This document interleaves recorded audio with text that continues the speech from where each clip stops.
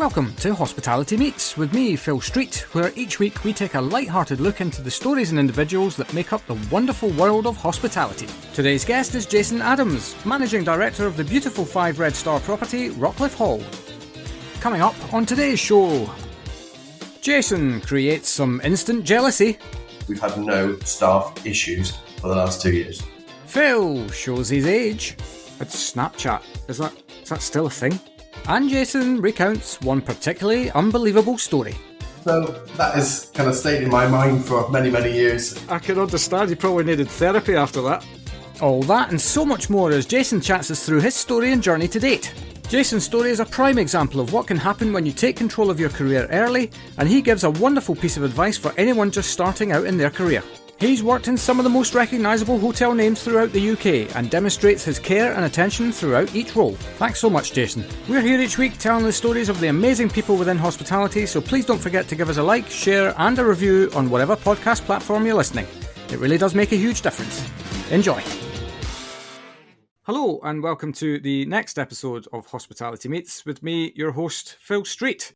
Today, we're back into the world of hotels, and I'm joined by someone who has made a bit of a name for himself within the world of country house hotels, with such names as Fox Hills, the Lig & Arms, amongst many others behind him, and now he finds himself at the helm of the stunning Rockliffe Hall in the northeast.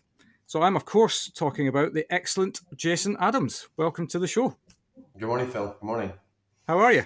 Very well, thank you. Yes, it's been a funny old 2 years, but yeah, we're getting there. Hasn't it just? That's a great way to sum it up. A funny old 2 years, for sure. Have we ever learned so much about ourselves in a period of our lives? Absolutely not. And obviously I've been in hotels now 27 years in various guises, but to walk into Rockliffe Hall and 6 weeks later shut and then completely reword and rejig everything you've ever learnt in hotel keeping, in regards to furlough and staffing, redundancies and costs and shutting down hotels which have never been shut before. It really was a challenge, but also a good learning curve as well. Yeah. Do you know, I hadn't even put the timeline together there, actually, that you had been actually in your current role in such a short period of time before everything went a bit crazy. Yeah, I mean, to be fair, my brief was, to come in and, have lots of restructuring of the team, start looking at costs, pushing revenues, bringing the team a bit more commercial. And, in the first 6 weeks, you kind of do a lot of observing about the team and what happened in the business, what decisions we made, what strategies were in place. And then we shut. So, clearly I had so many ideas to put in place, but then literally the doors closed. The spa actually closed the Friday before the actual formal closure. But the interesting thing is it then allowed me to do things very much more quickly than I would probably have done over the next 3 to 5 years. Restructuring, sadly, redundancies came very quickly, which I clearly didn't want to do. And it's the first time I've been involved in redundancies. It's a very difficult thing to be doing, as of course, putting people out of jobs is just a terrible thing to do. And, luckily the hotel has come back. We brought quite a few members of the team back, which is great. But still, it's a process I wouldn't want to go through again. And we've learned so much in lockdown, furlough, business rates and all those kind of things. And bringing back the team and, well-being and healthcare of the team is very much prevalent now as it's ever been. And it's really important to us.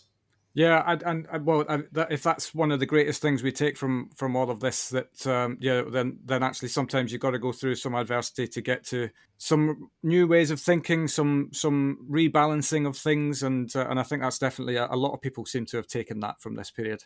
Absolutely, no pain, no gain, as they say. No, indeed. Somebody said to me actually in the midst of recording these podcasts, I remember it was quite early on and talking to I can't even remember who it was. I think it was somebody from America, so it's probably Jim Knight, and he put a completely different perspective on things for me at the time when it was all fresh and nobody really knew what to make of it. How long were we? Well, at that time we were only going to be in lockdown for 3 weeks. Yeah, that changed. It's something chronic, but and he said to me, very simple words: "What a time to be alive!" I mean, when do we get an opportunity to learn how to deal with something like this? And I thought, I mean, I like to think of myself as a positive person, but that was taking positivity to a whole new level. Oh, yes, absolutely. I mean, I had to be positive for the team here. Clearly, there were still people working here, but also think about my family with my son, who was like 19, 20, thinking he's in prime of his life. He needs to be going out on holiday to Ibiza with his mates and, doing stuff. And he literally couldn't do anything. He was getting paid, but he wasn't working. And I felt so sorry for the younger generation that, they weren't allowed to do and live their lives. But, as we know, a lot of people now down the line, 2 years down the line, many, many, many people weren't able to live their lives and do the things they really wanted to do. And that's a very sad state of affairs. But I'm hoping now it's behind us. We can move on. We can push on forward and see what goes on in the next 12 months. It feels like it. It feels like we have turned a huge corner. And especially now in the midst of recording this on the 7th of April, there's a new variant, but they're going to be here all the time. But the important thing is for the media to stop losing their proverbial stuff over case numbers. I think, case numbers are going to happen. It's everything else that we need to keep a loose eye on. Yeah, I think the government have been, I say clever, but not so clever. But they've also put the onus on the businesses now. They've kind of wiped their hands of it. You do what you want to do. We still have a policy in place. If you have COVID, you can't come to work. We encourage team members to stay at home, take holiday if possible. But ultimately, we're going to have to live with it and get on with our lives, because if we carry on doing what we've been doing in the last 2 years, we'll never do anything. Yeah, absolutely. So and that doesn't even count the cost of what that impact has on society in general. But anyway, that's not why we're here today. We're, no, it's interesting to hear how, because you're having started the role, and not a long time in the role before that happened. I suppose it must feel a little bit like you now are kind of let off the leash a little bit. Most definitely. I think 2 years, as I mentioned, we've had to learn a lot of things, do things very differently to what I was hotel keeping in the previous years. But now we have the strategies. We know what we're doing. The staycation market's still here. You've probably seen the carnage at local airports, Manchester, Birmingham, Heathrow the last couple of days, which I hate to say it, does encourage the staycation market, because, who wants to go in and stand in that for 6 hours and then miss their flight and whatever else? Who needs that hassle? Just come up to the Northeast or anywhere in the UK, have a great holiday. I've done it myself. I've been to Scotland, I've been to Cornwall. We normally go abroad, but it's now time to stay in the UK, make the most of our beautiful country, beautiful hotels, restaurants, etc. So we're all changing, and I think we've got a strategy in place now. Rockliffe's now in a very strong place, and I think we're going good places and getting our name on the map, as it were. Yeah, the staycation market has just gone insane. I mean, like you, have looked to my own shores a lot more in the last little while, because, as you say, the last thing you want, if your time off is precious, the last thing you want is to be spending half or a full day getting to an airport, staying there, and and then actually maybe not even making your flight. I mean, I can't even comprehend what that would do to the mood. Yeah. So just jump in the car and get yourself up to the Northeast. Are you County Durham?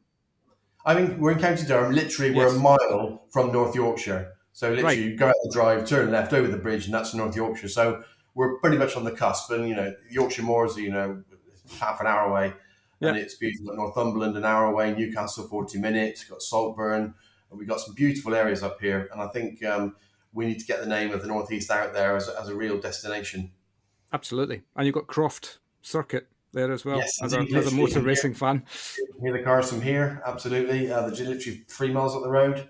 And obviously we've got Durham City is up for a shortlist of County Durham's up shortlist for City of Culture for 2025. So Fabulous. We're all trying to push the local area. And I think there's a lot of investment here as well. The Treasury are moving to Darlington with Rishi Sunak. So that's literally 5 minutes away as well. We've got Freeport on the side. Yeah. So 1,000 employees from the Treasury moving to Darlington. So to help this north-south divide. Right. So we've got a lot of good investment going in. We've got the biggest gigafactory battery for electric cars going in North Newcastle over the next couple of years. So there's huge investment here. And I think it's a really good place to be for employment, for destination, whether it be holidays. So there's a lot going on up here, and it's a good time to be around the Northeast. Yeah, absolutely. Well, we're going to come back to Rockliffe Hall down the line of the conversation. But before we kind of get into that in more depth, the reason why we're here is to learn about you and your journey and story. I mentioned a few names. I mean, you're one of the few people that I actually, when I do my research, which just involves looking on LinkedIn, basically, is that I can see your whole career pretty much on there, which is fabulous. And, there's a hell of a rap sheet of places that you've worked for over the course of your career. But what I loved actually is if we go all the way back to the beginning, it certainly looks like you might have started life in the kitchen. I did indeed. I actually went to Western-super-Mare College Further Education to study to be a chef and did my City and Guild and BTEC diplomas, which is all great. I started my first real job at the Royal Crescent in Bath as a commis chef. And at the time it had a Michelin star. And if I'm completely honest, I felt that I needed to be guest-facing. At that point, I got in the kitchen, loved it, of course, but I was just missing that guest interaction. So here's a really interesting thing. I kind of felt after the time I was at the Royal Crescent that it wasn't for me. So I applied to 50 hotels, the best 50 hotels in the UK at the time. And I was very young then. I was very, green around the ears. And I applied to 50 hotels, the Glen Eagles, the Manoirs, the Chewton Glens of the world. And I think 6 or 8 replied to me saying, thanks, but nothing at the moment, etc. Yeah. And then one very late night, and I can tell you, it was probably about 11:30, 12 o'clock at night, the duty manager, who was the HR manager at the Manoir Quatre Saisons, phoned me and said, would you like to come for an interview? We're looking for a training manager tomorrow. Tomorrow? Yes, of course. I was in Bath. That was obviously near Oxford. So it was like, I wasn't driving then. So my parents took me up there, arrived, got into the reception hall, and in walks Ayrton Senna and Alan Prost in reception, just as you do. Of course. Yeah. Yeah. And this is my dream, like Formula One. Wow, what's going on? It was British Grand Prix weekend. They had exclusive use, McLaren at the time, which they did every year. Had my interview, was shown around by the training manager at the time, was offered the job the next day. And then within 2 weeks, I started the role as a front of hall porter. But it was a training management role. Yeah. So I spent a lot of time being front of hall porter, taking guest luggage, etc. It was just the start of everything. But then the training management scheme started, and I worked in the kitchen with Clive Fretwell on the cookery school. I was his commie for 6 months. Had a great time with Clive, and everybody in the industry will know Clive very well. Yeah. And then worked in the restaurant, reception, housekeeping, events. I worked the whole department, and I think everything I've ever done, this has set me in good stead for my career going forward, because the Manoir Standards, there is nothing like the Manoir Standards. 2 Michelin stars, 5 red stars is it now. And it set me in a good place. And I think at the time I was there for 5 years. I left there and was offered a very small GM role. General manager at 24. Wow. And I was like, got to take this. It was if I can be honest with them, it's a very rundown kind of 3-star, 18-bedroom hotel on the outside of Oxford. But it gave me an opportunity to be a general manager. Yep. And it wasn't general manager in the same sink of, you sat in an office doing accounts and strategies, etc. You were taking orders in the restaurant. You were checking people out. It was a very small place. But for me, full it was general manager. Yeah, a general manager, general assistant, almost what it was. So yeah. I was there 5 years, but in those 5 years, I brought in Simon Cranage, who was the head chef. He's now the food and beverage director at Grantley Hall. He's had a wonderful career. He brought us 3 rosettes. We joined some small luxury hotels of the world. We won Condé Nast Small Luxury Hotel with the Condé Nast Johansson's as it's now. So we really achieved some really great things there in those 5 years, and really brought the hotel to its forefront, and built some good relationships with the industry people. And I was there for 5 years, had my family there at the time as well. So then 5 years later, 29, I was approached by Simon Rattigan, who now is in Scarborough, believe it or not, and Tom and Jocelyn Maxfield, who owned CM Hall. CM Hall was just in the basis of being opened, and the spa wasn't open, the hotel was. Went up there for an interview. In fact, actually, I'll take it back, it was actually for the Samling, their sister property over in the Lake District. Right. Okay. But I interviewed, and at the end of the interview said, well, why don't you come and run CM Hall, not Samling? So it's like, well, I've never run a spa before. We'll teach you, we'll show you. So great. It was an 18-bedroom hotel, not much bigger than the previous hotel I'd run at Studley Priory. But the trick here was it had 18 treatment rooms and 18 bedrooms and a huge spa, 50,000 square foot spa. So it was a completely new thing to me. When we set up the spa, I had 60 therapists because of the... Wow. Yeah. Crikey. So it turned over about 5.5 million just in the spa. But because of the amount of therapists, amount of treatment rooms, if you think that we still couldn't cover all them, because the times that the treatment rooms were open from sort of 8 in the morning till 10 at night. We had to cover all that, holidays, days off, sickness. It was just about right. Yeah. And at the time, England, I think, were using us at the time. There's a lot of footballers around in Newcastle, Sunderland, Hartlepool, Middlesbrough. So it was very popular at the time, very in. And I think, funny enough, talking about Danny earlier, Danny came up to CM Hall to see CM Hall Spa to set up Penny Hills Spa, I think. Oh, really? Right. I can't remember which it was now. But He's yeah, not Danny, stupid, that man, is he? Oh, no, absolutely not. No, he's one of the best. So that was kind of CM Hall. Tom and Jocelyn Maxfield then decided they wanted to sell up, and things changed slightly. So just by chance and coincidence, an opportunity came up from Patrick Burke in Jersey, in the Channel Islands. We felt, our son was very young. It would be a perfect time to go to the Channel Islands. And look at that. I got there, and Patrick won't mind me saying, I got there, green carpets, pink curtains, laminated menus. I thought, what am I doing here? That's a far cry from Le Manoir. Yes, of course. And I think, the good thing was that Patrick knew he needed to upscale, be competitive. The Jersey Channel Island market was dying a death almost, really, because of the Spains, and you could go to Spain for half the price. Right. So he very quickly got on board and invested. We kind of rebranded the hotel. We gave the restaurant a name. It was Ocean at the Atlantic Hotel. I brought in Mark Jordan, who was at Gilpin Lodge at the time. And when I arrived, we had kind of one rosette, and the chef was very clear. It was like he was retiring, he was going on to do other things. So it's like it kind of could just fit it in. So Mark Jordan arrived, and the new brand of the restaurant had been done. The hotel refurb had been done.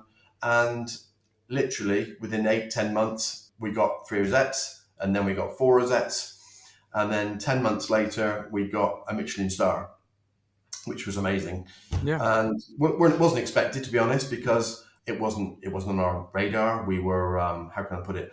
We were doing 100 covers for lunch every day. So we were thinking, we're never going to get a star. So, that's it. Yeah. But interestingly, in those days, some years ago now, the Michelin star was brought out in January, not October as they are now. So we used to close in Channel Islands in January because it was a very quiet month, and most of the island would shut down. It was very seasonal. And Mark and his wife at the time, and still is his wife, Magda, went off to Poland for their January break. And we got Michelin star, and I couldn't get hold of Mark and tell him. He didn't know for like 3 or 4 days. Oh. So that was quite fun. So I actually got hold of him in the end, and clearly said, "Oh God, I thought somebody died." I had 10 missed calls and whatever else. So it was a great time for him to come back, really push out. The business went through the roof then, and Patrick quite clearly was very happy. He got a star, he got 4 rosettes.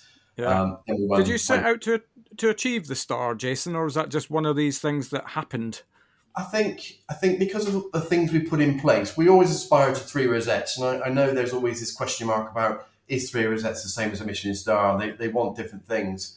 But no, I have to say no, probably not. It was 3 rosettes. That was our aim. We worked close to the AA, and we just got it, and we were so surprised. But I think, great. We had it. Well, they had it there for years. Then Chef Mark left and went on to set up his own business after I left. So I think all in all, we also won Pride of Britain Hotel of the Year when I was there as well. So it was a good time for Jersey and the Channel Islands at the time. And I think, that continues from a food point of view over there. You've got Bohemia's got a star. You've got the Grand, I think Sicilia's got a star, and Longo Manor got 3 rosettes. So it's still very foodie island, and it does work very well. It's a beautiful place to live. Yeah. So that was the Atlantic. Where next? So yes, in fact, being honest, what actually brought us back to the UK is my wife's mother passed away. So we got stuck on the island in fog, because when it fogs, the airport shuts. Right. Yeah. Yeah. For 3 or 4 days, we got stuck on the island. We realised, we can't do this anymore. We need to be back on the UK. So that was a good decision. I then met up with Mark Chambers, the MD of Eden Hotel Collection. Had 3 hotels at the time. And Sir Peter Rigby was the owner, who now owns SCC and various 7 or 8 hotels. We were going to open up the Ardent right opposite the Royal Shakespeare Theatre in Stratford-upon-Avon. And it had been literally, and I cannot tell you, when we looked at it, it was a thistle before, and it literally had sticky carpets, and it was in a dreadful state. Lovely. So, yeah. So Peter invested, £5 million on the property. We got a beautiful champagne terrace outside overlooking the theatre, and it went went bonkers mad. It was, average room rate at the time, we're talking, when we're talking about 10, 15 years ago now, average room rate was just over £200 a night net, and the champagne bar and the F&B operation were really crazy as well. So we had a good relationship with the RSC. Lots of actors used to come and stay with us, and we really nailed it there. And we then again joined SLH, and it really worked. And it was a good thing to do. And I think I'm still very proud of it as it is now. It's in a beautiful location. My son still lives in Stratford. And I think just Stratford is an amazing place because of the theatre. They've obviously had a hit over the last 2 years with no overseas travellers, with no Americans, Chinese, Japanese, but I think that's slowly going to come back. Yeah. So that's really the Arden. And then Fox Hills came about. And again, my big first resort job. And to be honest, absolutely loved it. It was really big. And we're talking 3 golf courses, a huge spa, 70 bedrooms, 12 tennis courts, creche. Wow, You name it, it had it. So it really was a real good learning curve for me. The owner was so helpful to me, kind of me growing and me learning. Obviously, around the corner from Penny Hill, we met Danny quite a lot, and we had quite a good few relationships. 3,500 members there as well. So it was quite an outlook into how membership and how the revenues go in hotels like that, and having a good strategy. We had a good refurbishment program, and Fox has gone from strength to strength now. That we hosted the PGA Cup, which is the biggest amateur golf tournament behind the Ryder Cup. When I was there, and we took on a couple of very good people who now have gone on to do bigger and better things. For director of golf, I took on. He was a head pro at a local golf course in High Wycombe. He's now the director of golf at Belfry. Right. So to have those bring those people on, build them up, and then move them on, I think is a very great thing to do for employees when they're working for you. And I don't mind staff leaving if they're going to go on and do bigger and better things. Yeah, I think it's almost good people, unless you can provide a very, I suppose, clear and diverse path for them to go within your property. Good people leaving is inevitable, isn't it? I mean, you've got to let them go get their wings. Yeah, absolutely. And I think, we worked really well together. We grew together, and I was learning, he was learning. But he came to me one day and said, "Look, Jace, I need to leave." And I was like, "Well, why?" But this is on the table. And I said, "I can't blame you. When the Belfry come to you and ask you to be director of golf, one of the best golf courses in the country, the history of the Ryder Cup, etc., you can't turn it down." Mm. So, I'm also proud that he's worked for me. He's learned a lot from me and the place we work together, and he's gone to do bigger and better things. And that's all I want from my team members. Yeah, but that right there is class, because I remember I'm a recruiter, as you probably know, by day, and I've headhunted many a person over the years, and I always remember one specifically when I had the hotel manager role on at the Connaught in London. Yeah. And I pulled a guy out of the Merrion Hotel in Dublin to go there, and he's gone on to amazing things himself. But I always remember the point of him resigning from the Merrion Hotel, and his boss saying to him, "Look, I'm almost proud of the fact that we've been able to nurture somebody good enough to go to the Connaught." And I thought, it's just it's such a wonderfully classy response to a key member of your team leaving. Yeah. But what's the point in standing in their way if you've got to kind of let them go with blessing? Absolutely. And I think, the great thing about when Chris was with me, and I'm sure he'll expect this, we grew the course, the membership experience, the golf shop, the revenues, the strategy across all areas of golf. And we both learned from it. It was my first golf club as well. So I've learned from Chris. Chris has learned from me, the hotel side. And we've really gone on to do our bigger and better things, especially Chris. And, he's not just one of them. There's 2 or 3 probably that I could mention, but he always sticks in my mind as that person. Whereas, of course, I want to keep you, but I don't want to stand in your way. Absolutely not. You need to go off and, build the Belfry to what it, even better than it is today.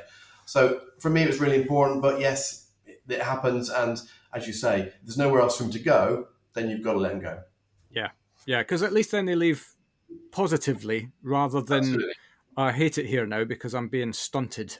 Yeah, absolutely. You can't have that. I mean, I'd rather somebody would go if they felt in that way. And I'm Yeah, hoping that we have a good enough relationship that we'd be able to talk about those kind of things. yeah.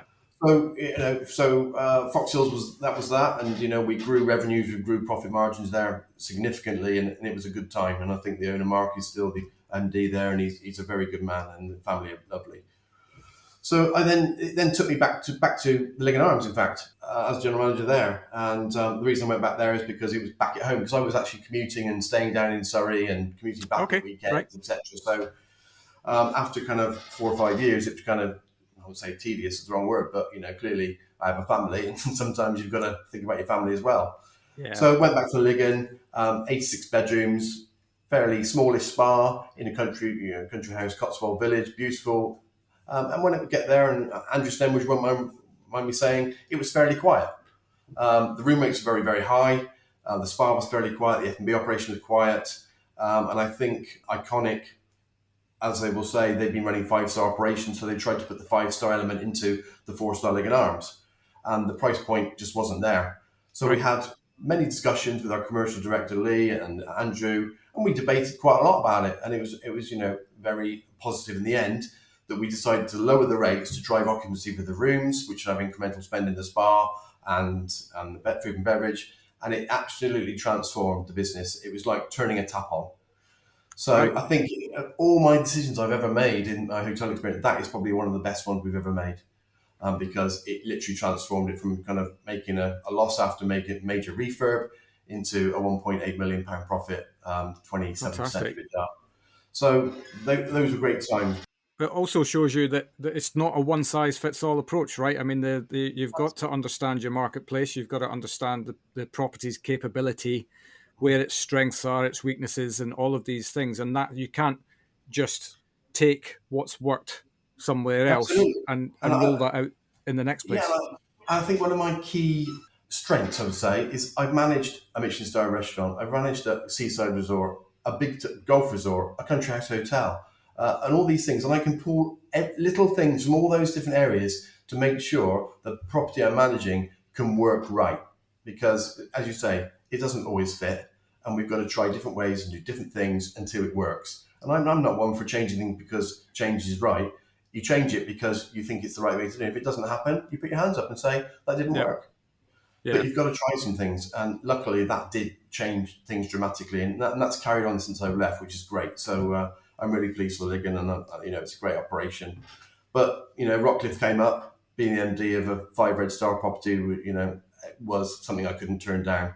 Clearly, I'd been in the Northeast before, so I knew the area with CM Hall. My wife wasn't too au fait, come back to the Northeast, but when she saw Darlington, the hotel, we bought a house in lockdown. She's transformed now. So, the Rockcliffe is where we are now, and we've had lots of things going on. We've got lots of plans going on, which I'm sure we discuss, but it really is a very beautiful place. We've got an amazing team here, and I'm glad to say, I say touch wood, and my hotelier colleagues will be very jealous of this. We've had no staff issues for the last 2 years. Wow. Yeah. Well, that is a big win Yes. in the midst of what feels like everybody's Yeah. pulling in the same direction at the moment. Yeah. And our ops director, Chris, who's actually moved on to actually the Grand in York, believe it or not, he went to the Institute of Hospitality, I think, in London, and presented why we haven't had staff issues. And some of the hoteliers were kind of gobsmacked the things we were doing in lockdown. And I think, without sounding rude to other hoteliers, I think they've realised they should have done a lot more in lockdown for their team members. I was talking to some team members of hotels, clearly would name nameless, but haven't even spoken to their manager or MD or GM Yeah. in the whole lockdown. Right. Yeah. I mean So, that's almost unforgivable. yeah, Without knowing who it is, I don't want to offend anybody on this show. no, of course not. But at the same time, if you've not been doing that, then I think you've completely misread the situation Yeah, yeah. that we're in. I think people more than ever need to know that they are part of something Mm. and that they're respected and that they've got a place to flourish.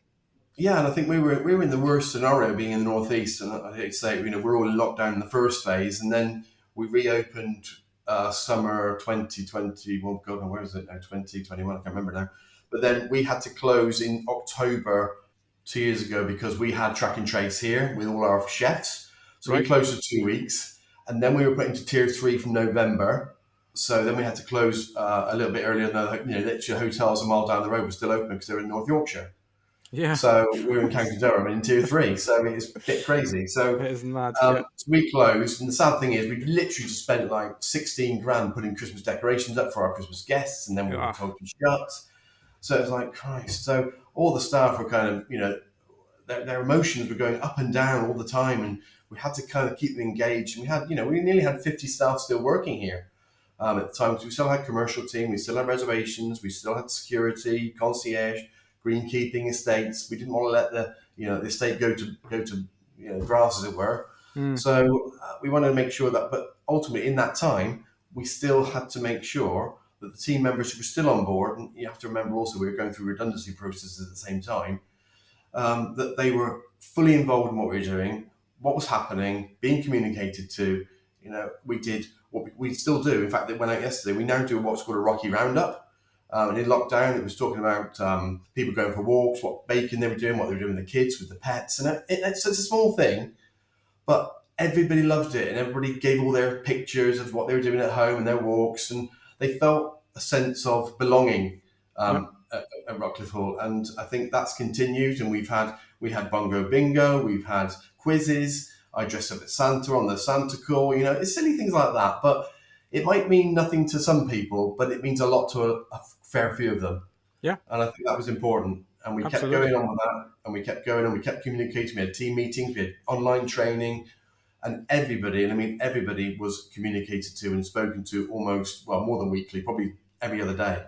Yeah. So there was always that interaction with me, the ops team, the senior team, and they were all doing their thing as part of this to make sure that they still felt included. And that's really important. It's not difficult though, is it? That's the thing. If you just think about the human element of all of this, is that, let's just, more than ever, let's stay together. Let's, figure out a way to, with the conditions that we have, to be able to come together and still feel like we are a team and that we still belong together, and all of these simple humanistic things.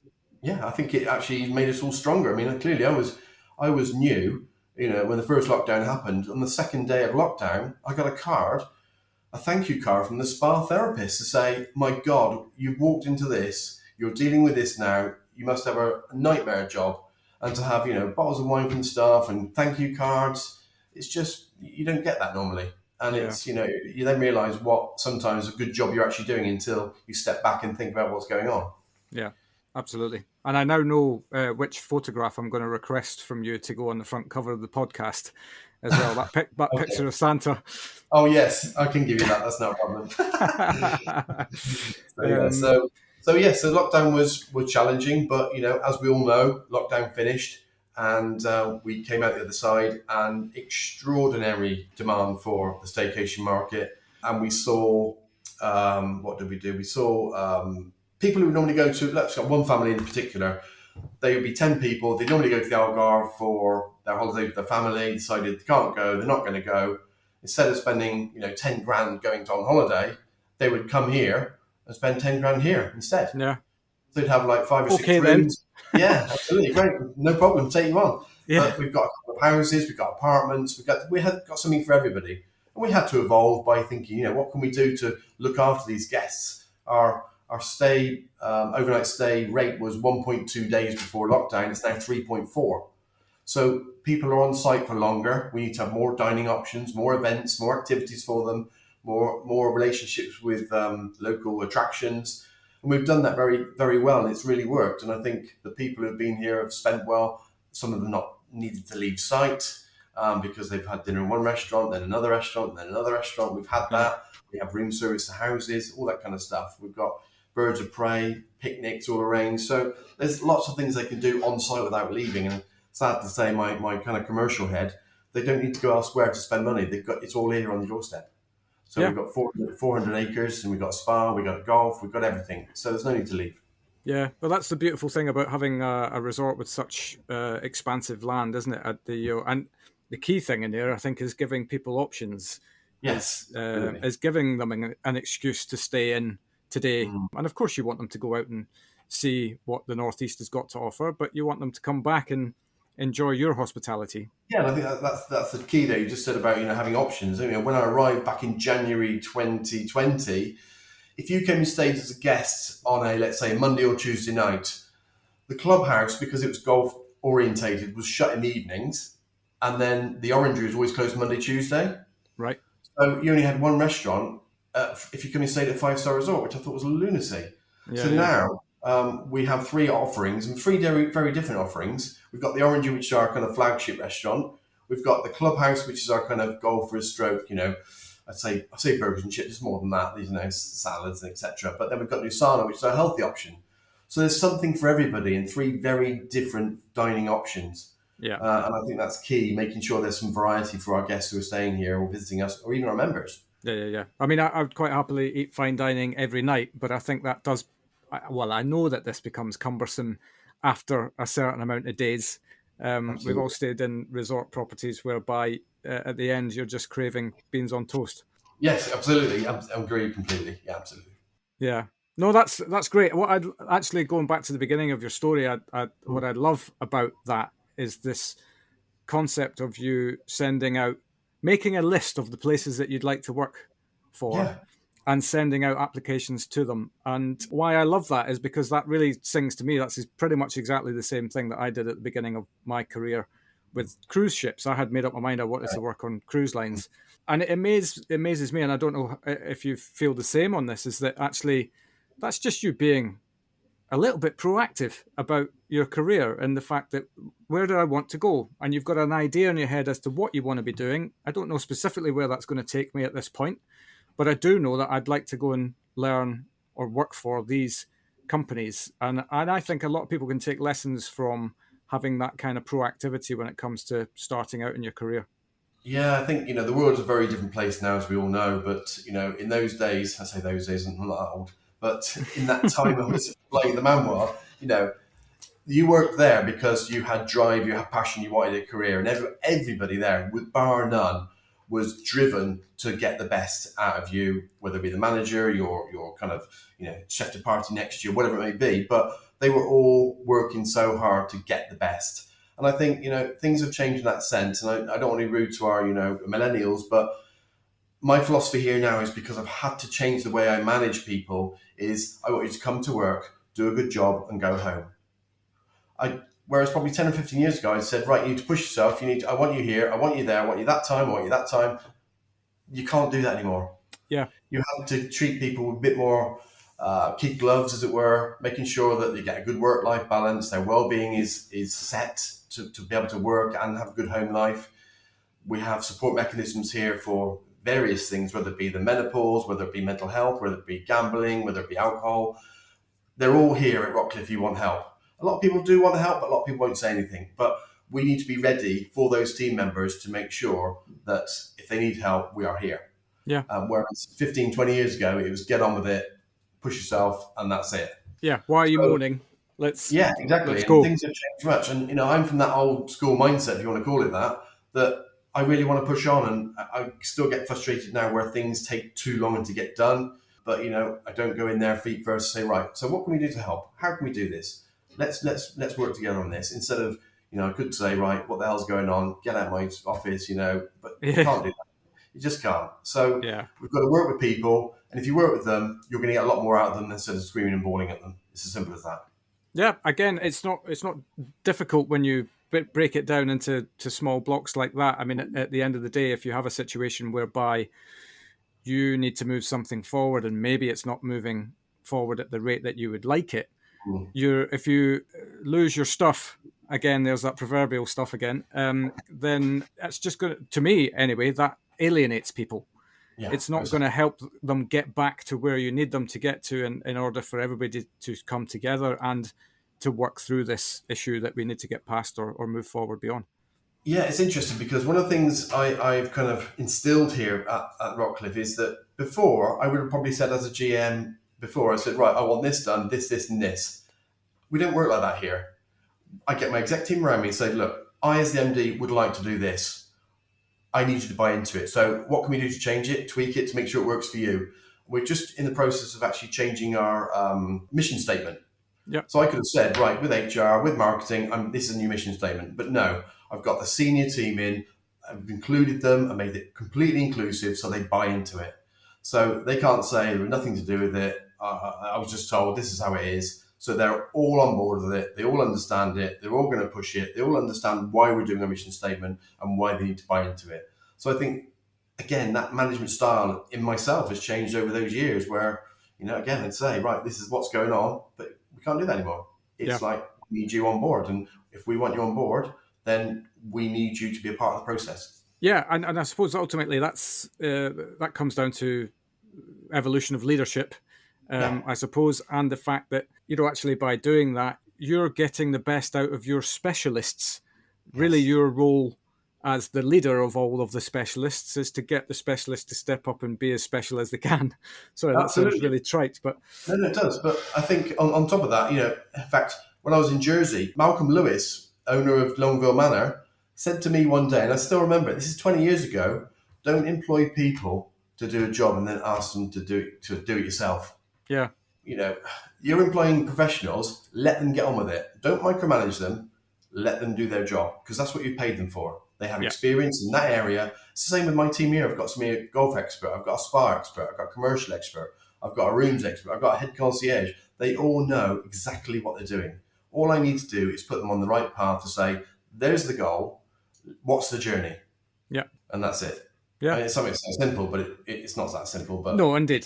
Ultimately, we're talking about human beings, and at any given time, things can change in somebody's life, and that throws everything out. You take one cog out of a well-working machine, and you've got to find a different cog, and all of these things. But that's what I suppose what makes it interesting and different.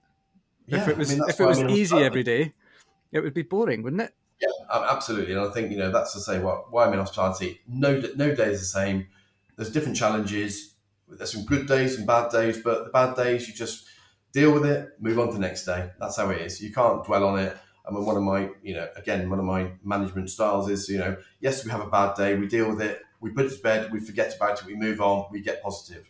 We can't carry on thinking about what happened yesterday. Oh my God, what a mess, what a nightmare. You can't, because everybody's morale will be on the floor. Yeah, so we just absolutely. move on from it, learn from it, of course, and move on. Yeah, there is only now. That's that's another thing. I'm just dropping cliches for fun now in this kind of. I think everybody expects that at some point Phil will drop a cliche gold, or maybe not gold, but anyway. Yeah, well, I mean, great. The other things, the other notes that I made were, it seems like your journey has always, like the move that you've made has always had a purpose. It's not because you have necessarily, it's not always been about the fact that you've just done your time in a place and it's time to move on.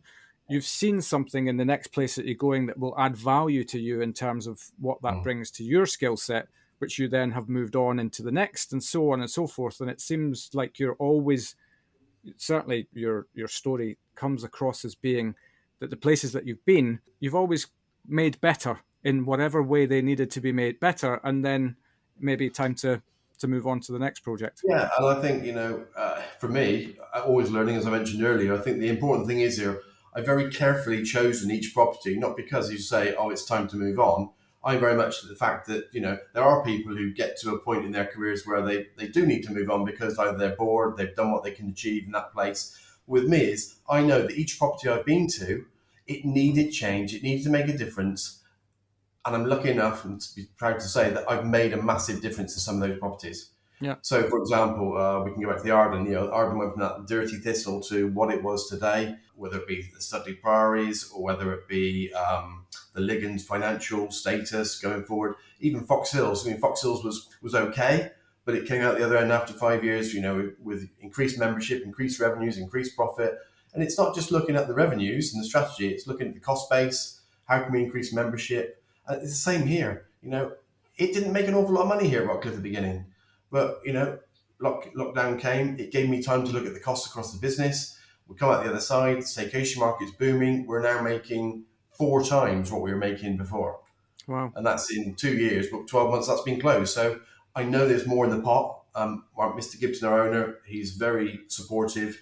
We've got lots of plans for Rockliffe the next 3 to 5 years. So there's lots on the market. Mr. Gibson owns Middlesbrough Football Club as well, so we have a relationship there. We've tried to get the Rockliffe brand out a lot more as well. So we've got the Rockliffe Lounge at Teesside Airport, which is the business lounge. We've got the private jet terminal, which is the Rockliffe Lounge also.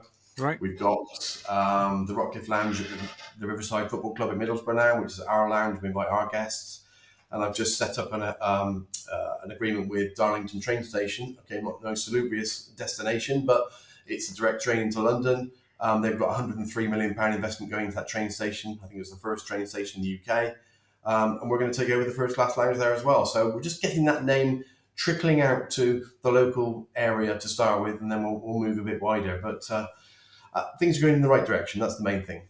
Yeah. I think that connection with community is a massive part of successful business in any form. And that's not just within hospitality, but especially within hospitality, because, that's you taking the hospitality mentality to your local surroundings. Yeah. Oh, I mean, we're in a village just on the outskirts of Darlington. We do a lot of stuff for the village itself. Believe it or not, rather strangely, we've worked with Herworth Bee Society, and we brought 15 of their beehives onto our site here to help them with, honey and bees and whatever else, and trying to make sure it's another feature around our property. So as much community work we can do as possible, helps us dramatically within the local neighbourhood. Yeah, absolutely. And, ultimately I have a big kind of bee in my bonnet. Sorry, I didn't do that on purpose. Around that, actually, sometimes people have lost sight what a good business should be. And it's not just about, people, profit, planet. That's a massive part of it. But actually, people who are doing business properly have such a wonderful opportunity to transform things for the good, generally speaking. And I think a lot of time, if the focus has just been about profit, then that can get lost down the line. I think my team members weren't as commercial as they should have been. They are now, because we're doing a lot more kind of team events talking about the commerciality of it all. But for the team, I find that their interest is really through social media, Rockliffe. So they'll Instagram us, they'll tweet about it, they'll do lots of things on social media with Facebook, etc. So that's where our interaction comes in, and we do a lot on social media with our team. We did a lockdown video. We've done various videos online. And I think that's where they support us in that way, because it's on their level. Yeah. That sounds rude, but on the level that they're working to. If they're younger, they're going to be on their Facebook. They're going to be on Snapchat and Twitter and whatever else. So that's what they do. So if they can support us in that area, that really helps. Yeah. It's Snapchat. Is that still a thing? Yeah, I don't know, actually. I said that, actually, but yeah, I've never used it. I wouldn't know how to use it, but there you go. No, indeed, me too. I'm just getting my head around Instagram, to be honest, but there we are. I'm not even sure my head is around Instagram. No, but, it's all a bit too much, isn't it? The changing face of social media. Indeed. Yeah, the other thing I picked up from your story is that F&B seems to play quite a large part. Is that something that's happened just by accident in terms of the properties that you've gone to, or is this something that you're actually just a little bit passionate about, or both? A bit of both, I think. Yeah, I mean, obviously, being at the Manoir for 5 or 6 years and learning from the best, that is renowned for its food and beverage operation. I'm sure. I think they're turning over something like 25 million there now. So it's a beast of an operation. And the things that I taught there were taught there by Alan, the old restaurant director, but Clive Fretwell, Sue Williams, obviously he's now at Botley. That stood me in good stead, and it was mostly F&B then. But as I went to my first GM role, that was very much led by the hotel operations, so I could learn a bit more about that side. But I think when I'm off duty, I'll go to a nice restaurant, and sadly, like you probably, you're picking everything about is the knife straight, is the serviette straight, what's the waitress saying? Yeah. But that's just our life. We are literally concentrated on hospitality, whatever we do, in our sleep, 7 days a week, and that's just what we do. And if we go to a restaurant, we'll make sure that we try and switch off, which is impossible, but certainly F&B is where I like things. But over the years, again, I've had to grow and learn the room side, learn the commercial side, the strategic side, and then spa and golf on top of that. So it's probably a majority of my management mind, but it's not all of it. Yeah, I think I've just been lucky in some senses. But as my parents would say, you're not lucky, you make your own luck. My parents said exactly the same thing to me. Yeah, it's their parents have got a lot to answer for, haven't they? Yes, indeed. But no, I think you're absolutely right. I've trained myself over the years when it comes to being out and about in F&B to hold it in now and not be that guy at the table going, oh, but look at the way that they're doing that or Yeah. whatever. And if it's a service issue or a food issue or whatever that irks me or irritates me at the time, then I definitely am not one of these people. I go about dealing with that in a very different way now. I'll happily do that kind of away from the restaurant Yeah. after not expecting money off or anything like that, unless things are absolutely horrendous. Yeah. But, is to give them a chance to fix it. So, and this, I would say this to anybody who's listening, actually, if you've had a bad experience, don't just go on TripAdvisor and tell the world. Go to the place first and explain why you didn't think it made the cut, and give them an opportunity to fix things. Yeah, I think you know yourself. I'm sure that, since lockdown, hospitality's been battered and punched and beaten, and Yeah. we reopen, and then the first thing you get is a 1 out of 5 trip review. Luckily, I've not had them, but the poor bloody restaurants who were getting these reviews because they made one mistake. Yeah. Without speaking to the manager on the day or the waitress, they just left, paid, and think, oh, that wasn't good enough, so we'll just put a review on. No, I know. I just don't get it. And TripAdvisor, we can talk about TripAdvisor all day, I'm sure, but they don't help the matters either, because when there's a false review on there, or it's the wrong restaurant, the wrong person, they say no, it matches our guidelines, we're going to keep it on. Well, it's not factual. Yeah. You can't really put a derogatory review on a reply, because they won't allow you to do that either. So TripAdvisor have got a lot to answer for, but that's another story for another day, another podcast. No, indeed. Do we need to edit that out?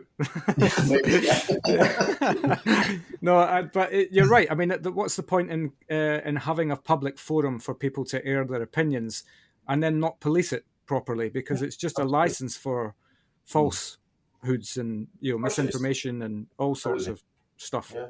But anyway, that's neither here nor there. Let's move into matters of fun. And I ask everybody who comes on the show, I hope you're ready. Have you got any funny stories from your career that you can share with us? Yes, I have, actually. There's one, actually. When I was a waiter at Le Manoir, funny enough, and Sue will remember this, Sue Williams will remember this very well. I was on room service, got a call from a room, list of food, drinks sent up. So I go up with the tray and knock on the door. I remember the room name, Gallica Rose. Knock on the door, no answer. Shout, room service, good morning, or good evening. No answer. Could hear a bit of a kerfuffle in the room.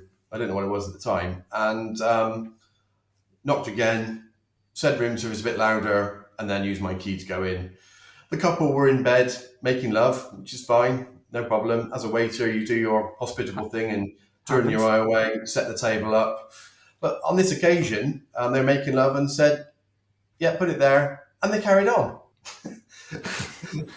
Literally carried on. Yes. They must have been enjoying that. So there's me trying to be as professional as possible, putting the tablecloth on the table, laying the table up. And I even asked them if they wanted the table there. Yeah, lay the table up. And literally just carried on all the way through. I must have been in the room 2 or 3 minutes, and they were just carrying on. I mean, we're not talking a bit of petting. We're talking full on making love. Goodness, so, connection in multiple places. Really. Yes. So that has kind of stayed in my mind for many, many years. I can understand. You probably needed therapy after that. So I do have a chuckle now and again about it. But that's kind of stuck in my mind. There's a couple of others, but they're probably a bit too risque to mention. Yes. Well, I think that speak to anybody who's worked in the rooms-based business, and I doubt that no one would be able to avoid the fact that they've probably all seen someone naked in a room or somewhere else in a hotel. I remember being night manager on a ship and getting so many calls of people who were drunk, and they've obviously just gone out the wrong door looking for the toilet. Right. Get a call. There's a naked man wandering around at deck 11. Okay, I'll be right there. And, they're perfectly lovely and all of that. And, so you just have to go armed with a few towels just to help them get back to, But, very good. That's the first. I think We had Mitch Collier once on, who's ex-Le Manoir, actually, now in the Town House Hotel, I think, in Mayfair. Anyway, Right. and he talked about the fact that he got called to noise that sounded like a screaming dog in a room, and it wasn't, as he puts it, it wasn't a dog, it was two people expressing their love for each other. But there we are. Yes, the fun and games that go on in hospitality. Indeed. Before you go, final question really is what would be your top 3 reasons why somebody should join hospitality, if we haven't already covered it? Well, I think 3. So there's no same day. Absolutely not. You're never going to get bored in hospitality. That's the first thing. Your career can take you anywhere in the world, wherever you choose. The world is your oyster at the moment, purely because people are desperate for staff all over the world in whatever country, whether a city. You can work anywhere you wish. If you have a little bit of experience, not even no experience at all, they'll train you now. So you can go anywhere in the world, just like you've done on the cruise ships, like I've done. I've been around the country in the Channel Islands, doing what I want to do best. And I think the third thing is there are lots of perks in hospitality. You can go and stay at lovely hotels on preferred hotelier rate, or see friends at restaurants, all that kind of thing. And you can try these things and get ideas and bring those ideas back to your own business. And I think hospitality is very underrated, and we don't, as you know, we don't have the best reputation. But I don't know why. Sometimes it's a beautiful population to be a part of. Yes, sometimes the pay's not great in certain jobs, but just like me, just like you have to start at the bottom. Start with being a KP, or like I did, or a night porter, or whatever it may be. You have to start at the bottom to learn the whole aspect of hospitality. And I'm doing this now with a couple of the team members here who are young, who want to learn, but want to be managers now. So I've tried to kind of rein them in a little bit and say, look, this is what we need to do first. And once we get to that point, then you can start thinking about management, because clearly you need to learn about the basics first, whether it be health and safety, whether it be well-being, whether it be SOPs, whatever it may be. They need to understand, because I don't want them leaving here, going somewhere else and failing. Yeah. And that's the trick. So I want to make sure, just like I did with Chris and the Belfry I mentioned earlier, making sure they're grounded, they understand, they're learning, and then when they're ready to leave, off they go to their next best place. And I think that's the best advice I can give. Well, it comes back to the there is only now kind of mentality. I mean, focus on your performance in the moment, and everything else will take care of itself down the line. And if you've got a great attitude to your work, and that you get on with people, and that you like to raise people up rather than take them down, then your success will come for you. Absolutely, no question. Definitely. And that the whole I've talked about the low pay thing before. It's the same in any sector. It doesn't matter really how qualified you are or whatever. Maybe with the exception of highly skilled trades like medicine and things like that, where you need to put in the time and academia.